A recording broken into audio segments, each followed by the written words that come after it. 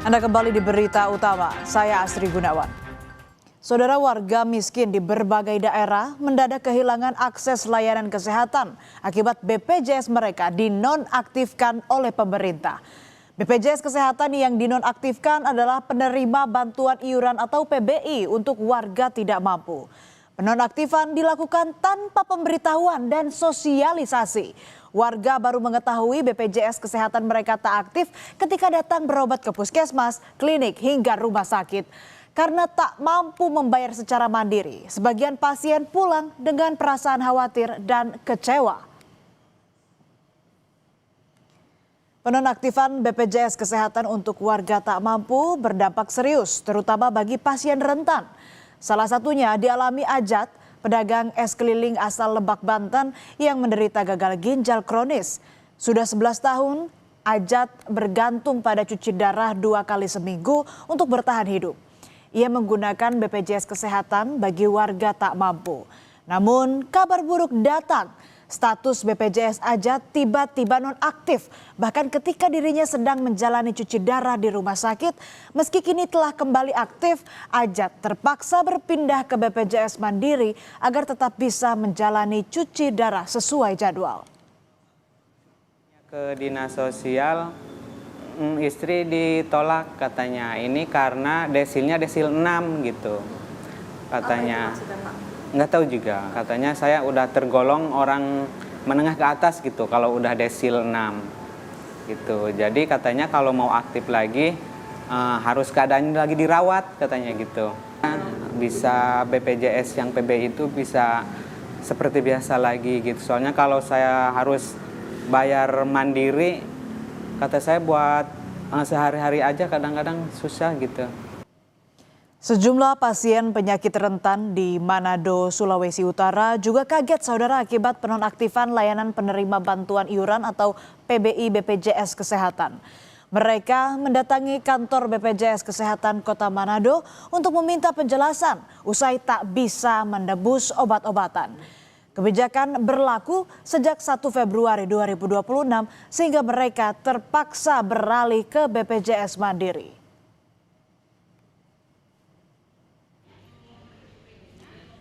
Kekhawatiran juga dirasakan peserta BPJS untuk warga tak mampu di Depok, Jawa Barat. Warga berdatangan ke kantor BPJS Kesehatan Kota Depok untuk menanyakan soal penonaktifan BPJS PBI mereka. Di tengah pendapatan yang tak memadai, warga terpaksa beralih ke BPJS Kesehatan Mandiri dengan membayar iuran setiap bulan.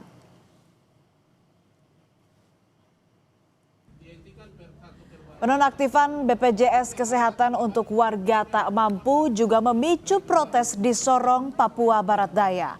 Warga mendatangi Dinas Sosial Kota Sorong meminta BPJS mereka kembali diaktifkan agar pengobatan bisa dilanjutkan. Salah satu penerima BPJS Kesehatan PBI menceritakan dirinya tidak dapat mengakses layanan kesehatan usai menjalani operasi. Ia bahkan rela tidak dapat bansos lain demi mendapat bantuan layanan kesehatan. Kan baru minggu kemarin saya baru selesai operasi toh. Operasi kista pas mau kontrol kembali tidak aktif. Makanya saya ke BPJS tanya, nanti dari BPJS suruh datang ke dinas sosial. Padahal sampai sini katanya mereka bilang tidak bisa lagi. Jadi alasannya apa Bu dari sini? Alasannya pokoknya nanti mereka mengutamakan yang emergency. Maksudnya yang berobat rawat jalan, yang lagi berobat lah.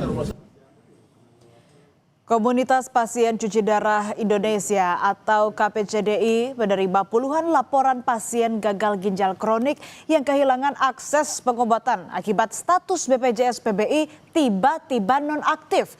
Ironisnya, pasien baru mengetahui kebijakan ini ketika datang ke rumah sakit untuk cuci darah.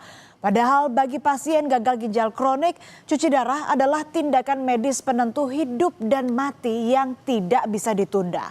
Pemutusan BPJS PBI tanpa verifikasi medis dan pemberitahuan dinilai melanggar hak pasien. BPJS-nya nonaktif berarti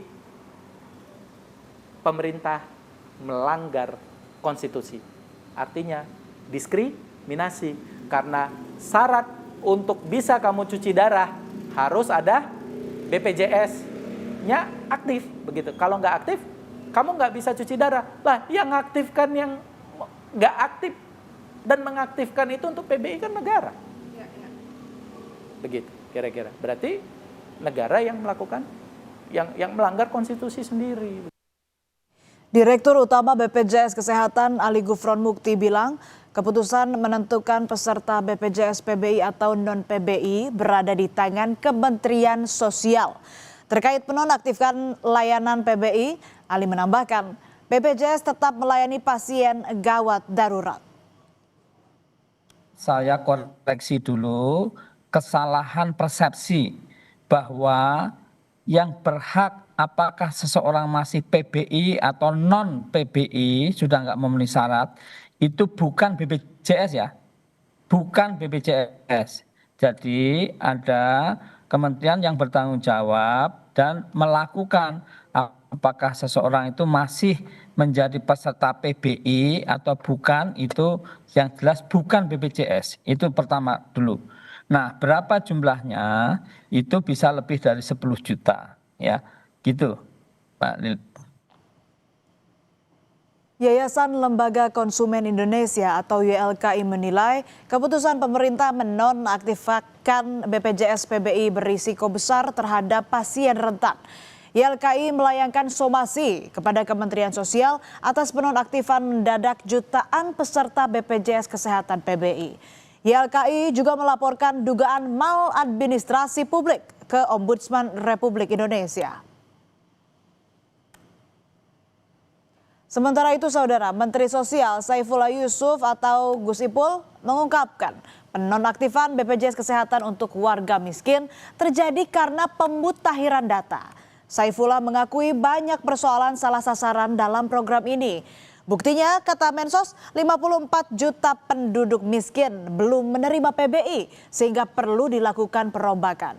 Mensos juga menegaskan pasien penyakit kronis bisa mengaktifkan kembali kepesertaannya dan ia mengingatkan rumah sakit tidak boleh menolak pasien. Penyakit-penyakit seperti itu bisa direaktivasi dengan cepat.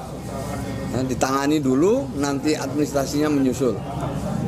Jadi kan kita tidak boleh menolak pasien toh. Kalau ada rumah sakit misalnya BPJS-nya misalnya dicoret, ya dilayani dulu aja, nanti kan bisa diproses. Pemerintah bertanggung jawab. Kisru penonaktifan 11 juta peserta BPJS PBI membuat DPR RI memanggil Menteri Keuangan, Menteri Kesehatan, Menteri Sosial hingga Direktur Utama BPJS Kesehatan. Anggota Komisi 13 DPR RI Rieke Diah Pitaloka mengkritik keras terkait polemik penonaktifan peserta BPJS Kesehatan penerima bantuan iuran atau PBI. Rieke menegaskan persoalan BPJS bukan sekadar masalah teknis statistik, melainkan persoalan keselamatan nyawa jutaan rakyat. Percaya bahwa di balik angka dalam data negara ada nasib dan nyawa jutaan rakyat yang dipertaruhkan. Ini bukan soal deretan angka. Kita bekerja di sini, saya yakin pimpinan, bukan sekedar untuk menghitung secara teknis deretan angka, datasen dan sebagainya. Dalam rapat bersama DPR, Menteri Keuangan Purbaya Yudisadewa menilai keributan yang timbul akibat dinonaktifkannya 11 juta peserta BPJS PBI membuat citra pemerintah menjadi buruk. Purbaya menjelaskan anggaran negara untuk membiayai PBI sebenarnya tidak berkurang atau bertambah dengan adanya perubahan data PBI. Pemerintah menganggarkan 56 triliun rupiah untuk PBI tahun 2026. Jangan sampai yang udah sakit tiba-tiba begitu mau cek darah cuci darah lagi tiba-tiba nggak eligible, nggak berhak. Kan itu kayaknya kita konyol. Ya, padahal uang yang saya keluarin sama. Saya rugi di situ, uang keluar image jelek jadinya. Pemerintah rugi dalam hal ini, Pak. Kalau itu membuat uang yang saya keluarkan untuk Anda lebih kecil, saya mendukung. Ribut dikit nggak apa-apa, tapi ini kan sama, uang yang sekolah kan sama, ribut lagi, saya rugi banyak Pak. Ke depan tolong dibetulin. DPR dan pemerintah sepakat layanan BPJS untuk warga miskin tetap berjalan selama 3 bulan ke depan. Pemerintah juga memastikan tidak ada rumah sakit yang bisa menolak pelayanan bagi BPJS penerima bantuan iuran. Kita sudah tutup semua orang yang tadinya anggota PBI akan direaktivasi otomatis. Nggak usah datang ke Puskesmas, nggak usah datang ke Kementerian Sosial, otomatis akan langsung direaktivasi. Pada akhirnya, pemutakhiran data seharusnya tidak menempatkan warga miskin sebagai korban. Pemerintah wajib memastikan setiap kebijakan tidak sampai mengorbankan akses warga terhadap kesehatan. Karena bagi mereka yang bergantung pada BPJS PBI, status aktif bukan sekadar administrasi, tapi menyangkut nyawa.